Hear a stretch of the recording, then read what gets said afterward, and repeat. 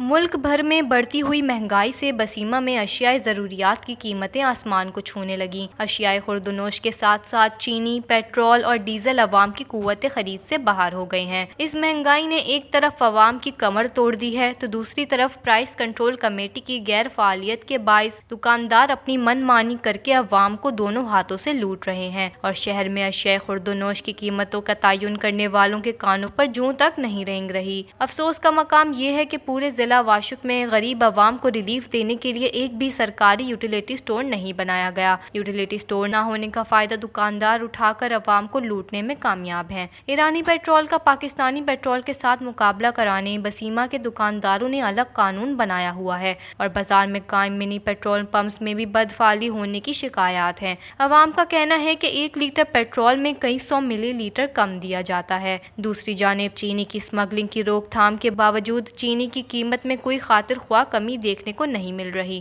عوامی حلقوں نے حکومت سے مطالبہ کرتے ہوئے کہا ہے کہ واشک کے ہر تحصیل میں عوامی مفادات کو مد نظر رکھتے ہوئے یوٹیلیٹی سٹورز کا قیام عمل میں لا کر عوام کو منافع خوروں سے آزاد کروائیں اور گران فروشی میں ملوث دکانداروں کے خلاف قانون کو حرکت میں لائیں تاکہ غریب عوام کو 2 وقت کی روٹی مناسب داموں میں مل سکے۔ وش نیوز، بسیما، بلوچستان۔